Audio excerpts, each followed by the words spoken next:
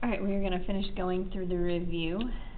The remaining two on the front are standard form, so I'm going to do x equals negative b divided by 2a.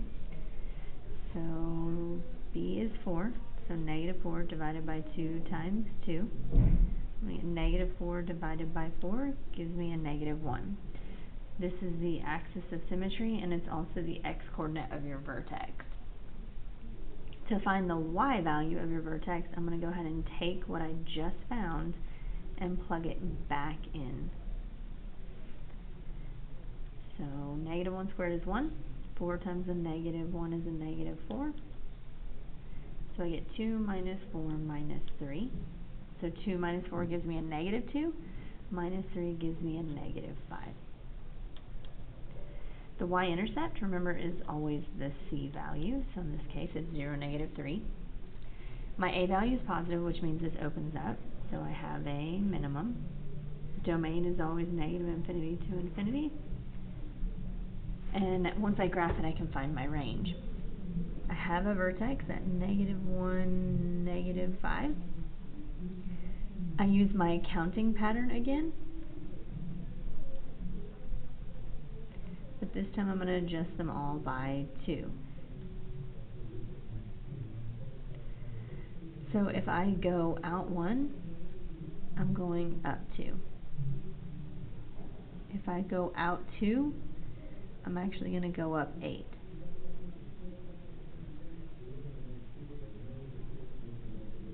And there is my parabola. So for range, the lowest it ever goes is negative 5, and then it goes all the way to infinity. Alright, last one is standard form. Again, I'm going to use negative b over 2a. So b is 12, so I have negative 12 over 2 times a negative 3. So I get negative 12 divided by negative 6, which is going to give me 2. Remember that this is my axis of symmetry and x-coordinate of my vertex. Let's plug it back in to get our y.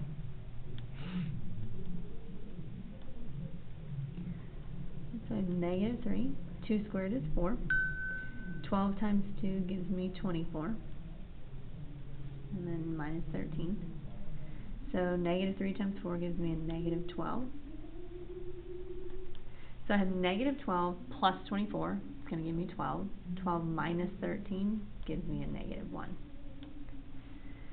My y-intercept is always the c value, and if you look, I can fit that just barely on my graph.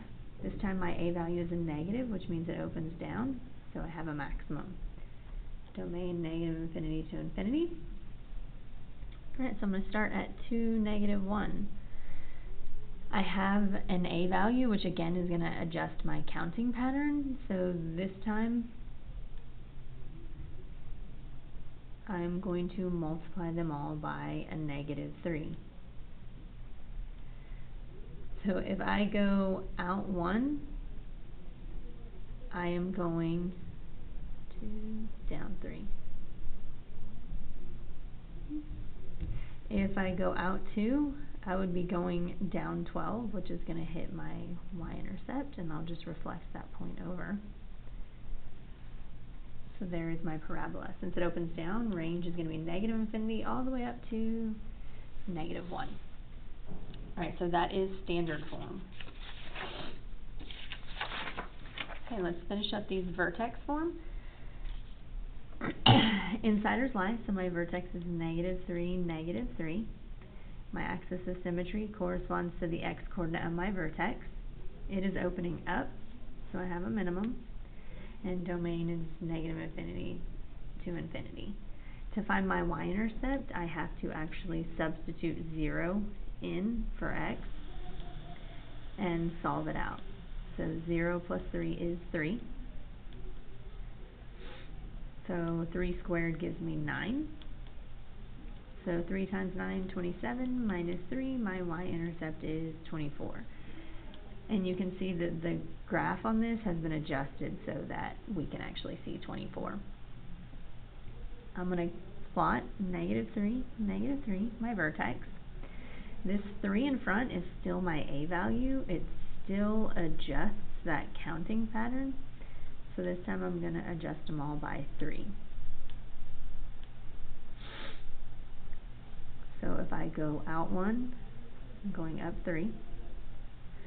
If I go out 2, I'm going up 12.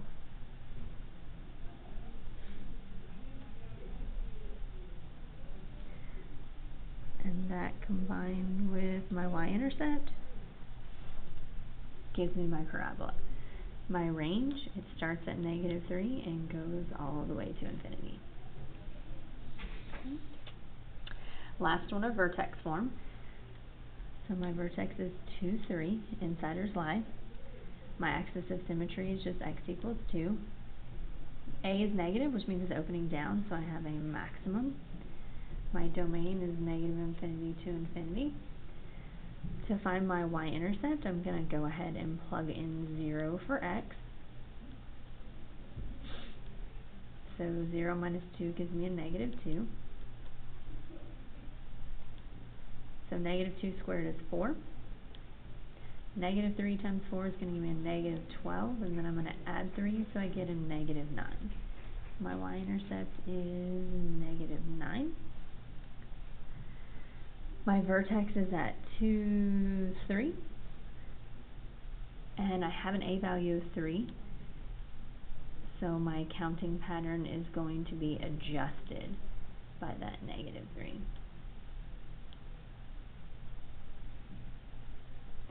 So if I go out 1, I'm actually going to go down 3. If I go out 2, I'm going to go down 12, which would hit me at my y-intercept, and then I'm just going to reflect that point over. And so my range, since it's opening down, it goes from -infinity to 3. Solutions on this one, I'm looking to see where it crosses the x-axis, so 1, 0, and 3, 0. Alright, so that is vertex form.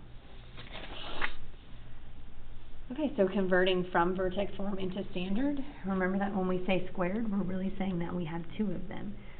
So I have 2 x minus 1.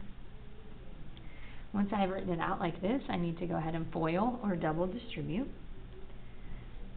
So x times x times a -1, -1 times x, and -1 times -1 gives me 1. I'm going to go ahead and combine those like terms inside my parentheses. So I have a -x and a -x. It's going to give me a -2x. I have this 4 on the outside. I'm going to go ahead and distribute that 4 to everything inside the parentheses. And the last thing I want to do is combine these two constants together. And there is my standard form.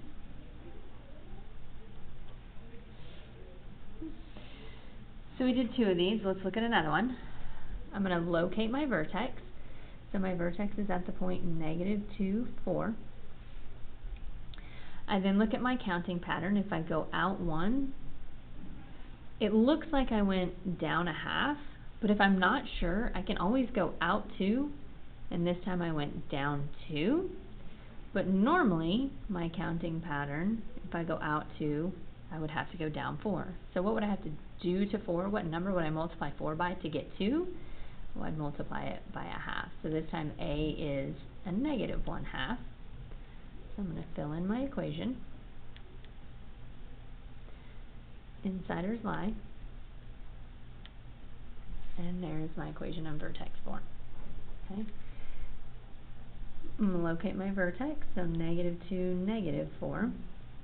Again, if I go out 1, I'm not really sure since it is a decimal, so I'm going to go out 2, and I only went up 1. But looking back over here, if I go out 2, I'm supposed to be going up 4.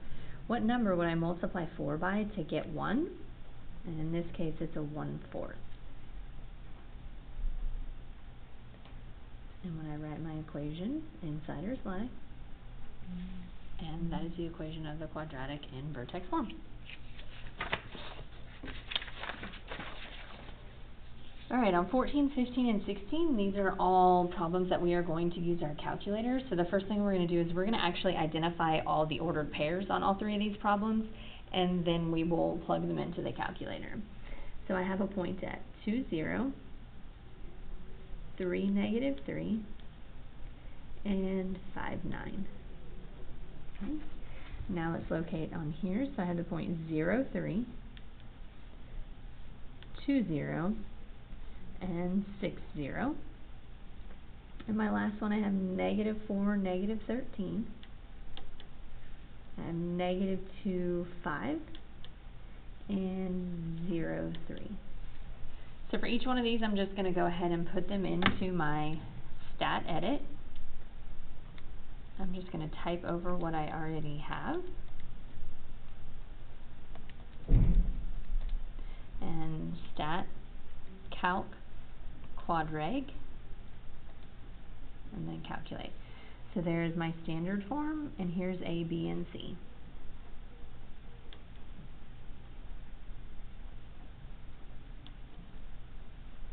Okay.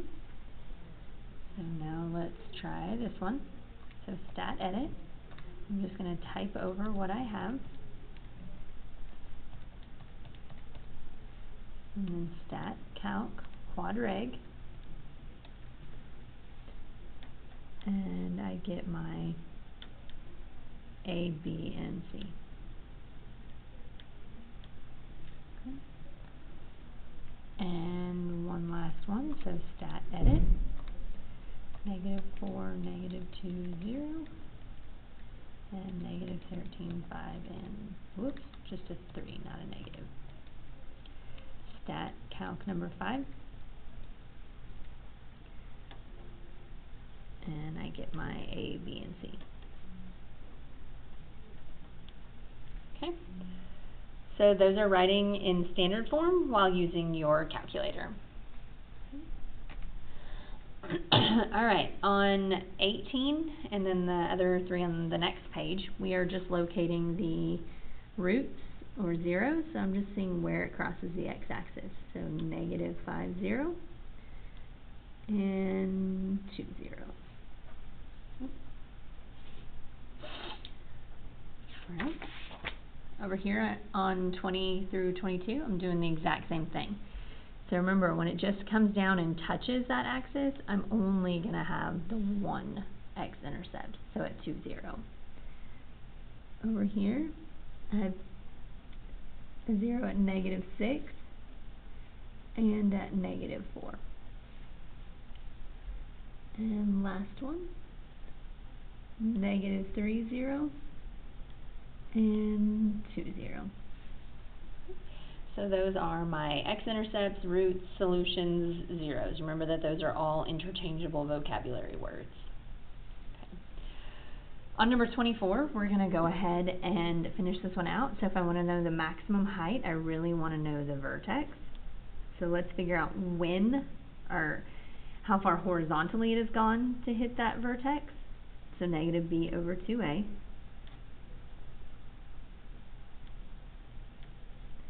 So negative 1.2 divided by negative 0.24. So 0.24, I get 5.